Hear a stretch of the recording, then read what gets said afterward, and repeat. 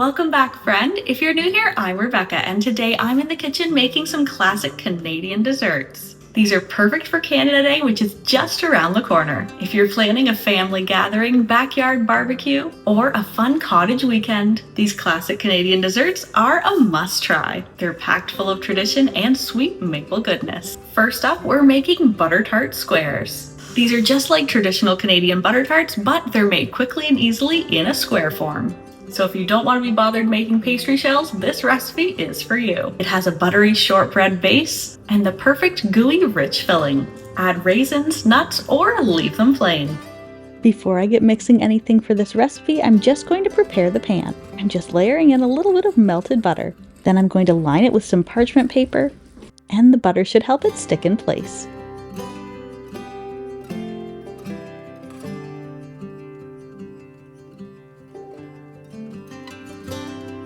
And now for that crumbly cookie crust. In a large bowl, I'm going to mix together 1 1/4 cups of all-purpose flour, 1 1/2 tablespoons of powdered sugar, and a pinch of salt. Give this a little stir, and then to the dry ingredients I'm going to work in 1/4 cup of cold cubed butter. I'm just going to rub this into the dry ingredients until I have a dry and crumbly mixture.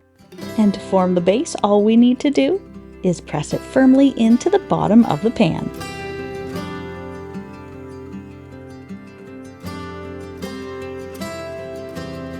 And my base is ready to go into my preheated 350 degrees Fahrenheit or 180 degrees Celsius oven. And it's going to bake for 10 minutes. Meanwhile, I'm going to get the butter tart filling ready. In a large bowl, whisk together 1 1/4 cups of brown sugar, 2 eggs, 1/4 cup of melted butter, 1 tablespoon of vinegar, a pinch of salt, and a teaspoon of vanilla extract. Mix this together until it's smooth. Now all you have to do is decide if you want to add in raisins, chopped nuts, or leave it plain. Obviously, I'm adding raisins into mine, and once it's all mixed in, I'm going to pour this on top of the baked cookie crust. And then it's ready to go back into my oven and bake for another 30 minutes or until it's set with a slight jiggle in the middle. After you remove it from the oven, make sure to let it cool to room temperature before slicing and serving. The filling is going to set up as it cools. If you're a butter tart fan, I think you're going to fall in love with these butter tart bars.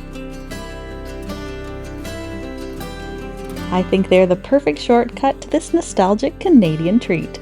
They have all the richness of traditional butter tarts, but they come together easily in one pan, and all you need to do is slice them into bite-sized squares.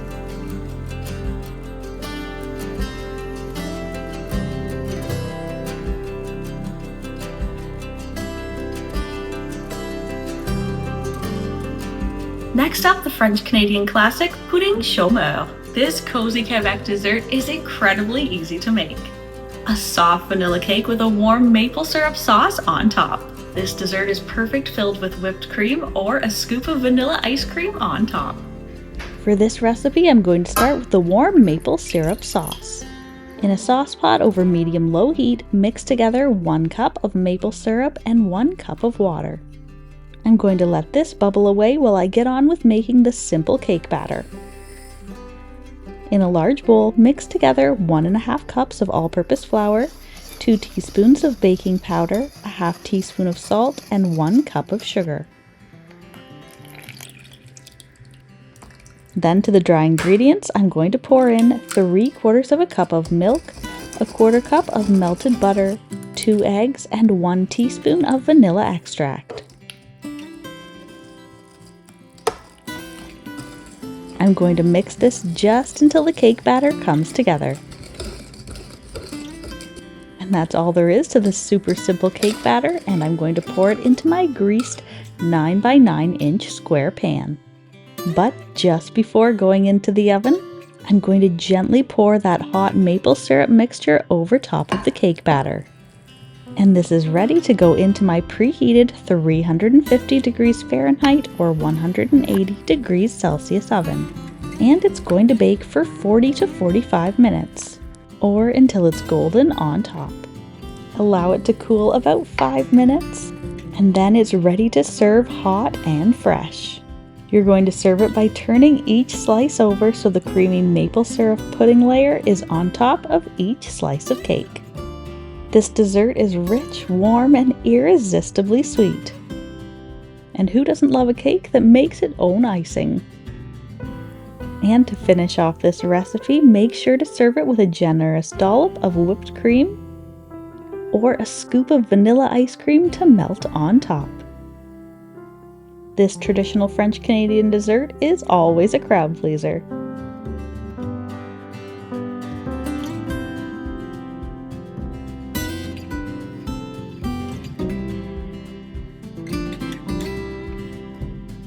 Now let's make one of Canada's most iconic no-bake treats, Nanaimo Bars. This is a layered dessert coming to us from British Columbia. They have a chocolate and coconut base, a soft custard filling, and plenty of chocolate on top.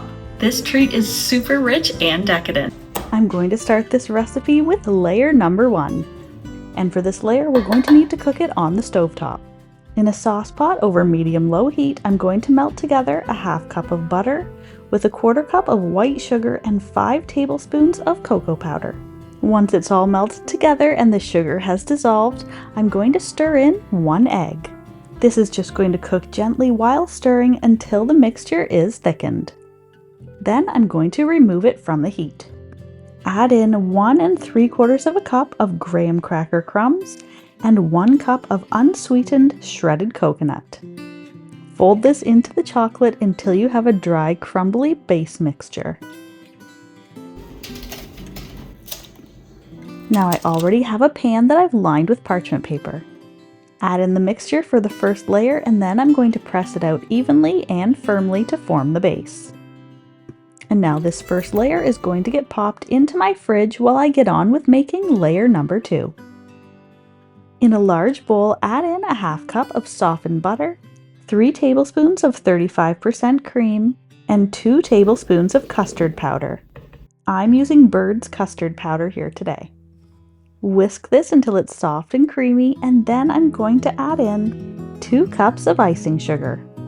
Mix this on low until the sugar is absorbed. That way you won't have a cloud of icing sugar puffing up out of the bowl. Then I'm going to increase the speed and cream this mixture together until it's soft and fluffy.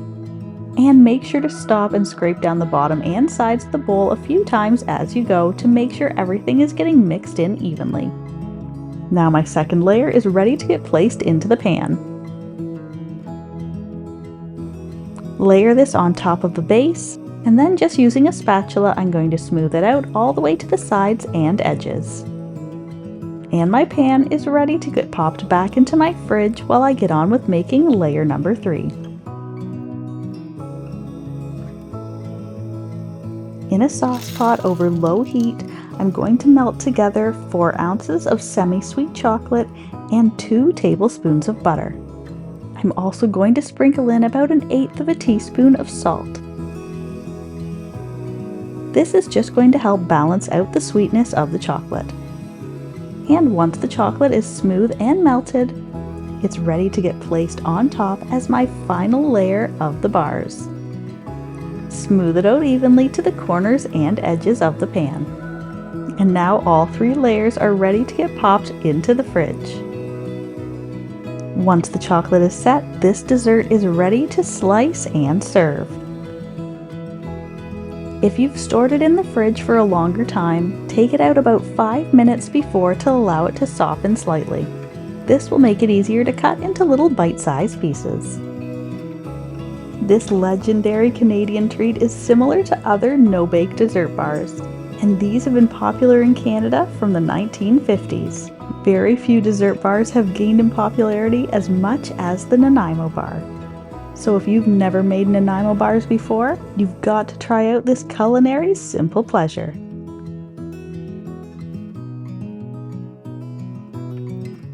Now we're going to be moving on to the Maritime provinces. When blueberry season is at its peak, this is the perfect dessert to make. This blueberry recipe is called a blueberry grunt. Juicy simmered blueberries with fluffy dumplings cooked right on top. And this is another warm dessert that's perfect with a scoop of vanilla ice cream right on top. I'm going to start this recipe with the blueberry mixture. Make sure you grab a sauce pot with a tight-fitting lid. In the pan on medium heat, mix together 4 cups of blueberries, 1 cup of sugar, a 1/4 teaspoon of salt, and 2 teaspoons of cornstarch. Once all the blueberries are coated, cover and stir occasionally until the blueberries have softened and have released their juices.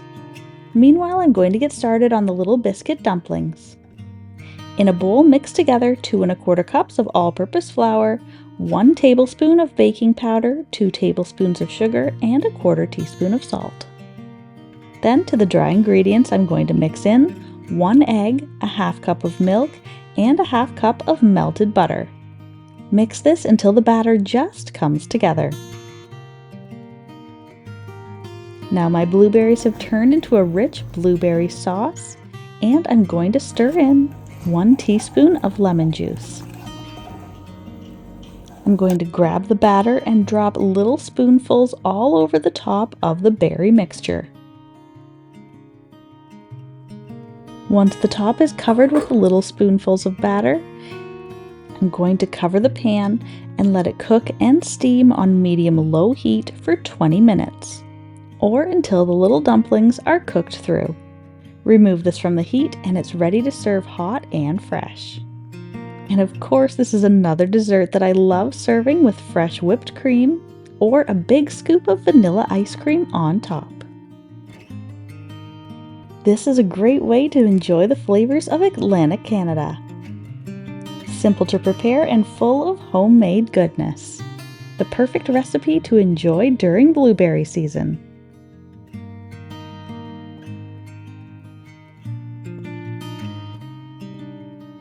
And no Canadian dessert lineup would be complete without a Canadian maple ice cream. You can make this with an ice cream maker or do a no-churn version for a creamy homemade ice cream that's packed with flavor. This one's simple to make and it's full of bits of maple cookies and ribbons of syrup that's perfect for ice cream lovers. Perfect in an ice cream cone or with your favorite pies and crisps. I'm going to make this ice cream base super quickly and easily by just adding milk, cream, and my maple syrup. To a sauce pot, I'm going to add in 1 1/2 cups of whole milk and 1 1/2 cups of heavy cream. Instead of sugar, we're going to be using homemade maple syrup. The maple syrup is going to add the sweetness and the flavor, and we're going to add in 2/3 of a cup. To balance out the sweetness, I'm going to sprinkle in about 1/8 of a teaspoon of salt. Stir this on the stovetop on medium-low heat. No need to bring this to a boil though, I'm just warming it through enough to melt everything together. Once it's warmed through, remove it from the heat. I'm just going to let this cool to room temperature and then it's going to go in my fridge to chill for about 2 hours. Now my ice cream maker is ready and the ice cream mixture is nice and cold. And if you have a different ice cream maker, you're just going to use it according to your manufacturer's directions. And for the little cookie bits, we're going to be using these maple cookies that we have here at the grocery store. And now while my ice cream is churning away, I'm going to get started on crushing the cookies. For this amount of ice cream, I'm going to crush 8 of the maple cookies into the bottom of the container. Now my ice cream is finished churning when it's about a soft serve-like consistency. I'm going to remove it from the ice cream maker and put it into my freezer-safe container that I have the cookies crushed in the bottom of. You could also do a no-churn version of this recipe by placing your ice cream mixture into a freezer-safe container, placing it in the freezer, and then stirring it about every 30 to 45 minutes until it's fully set. Now I'm just going to fold the cookies into the ice cream. Smooth out the top, and then this ice cream is ready to go into my freezer. You could serve this ice cream right away, but placing it in the freezer for about 2 hours will give you that perfect ice cream scoopable consistency. My ice cream has been in the freezer for 1 hour. It's almost completely set, so I'm just going to pour a little drizzle of maple syrup on top. and then gently swirl it throughout the ice cream. Return it to the freezer for 1 more hour, and then it's ready to scoop and serve. This easy maple ice cream is the perfect summertime dessert. And since it's filled and flavored with real maple syrup and a hint of old-fashioned charm, I think you might have to save this recipe to serve on Canada Day. If you happen to have any leftovers, you can keep this stored in an airtight container in the freezer. And if you place a little plastic wrap right on top of the ice cream, this will stop any ice crystals forming on the surface. And you can keep it stored in your freezer for up to a month. But we've never had it last that long at our house.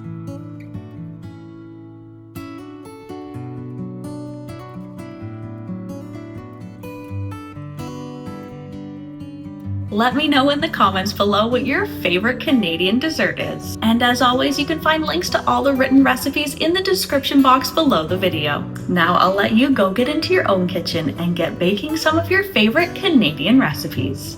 I'll see you in the next video. Thanks so much for stopping by.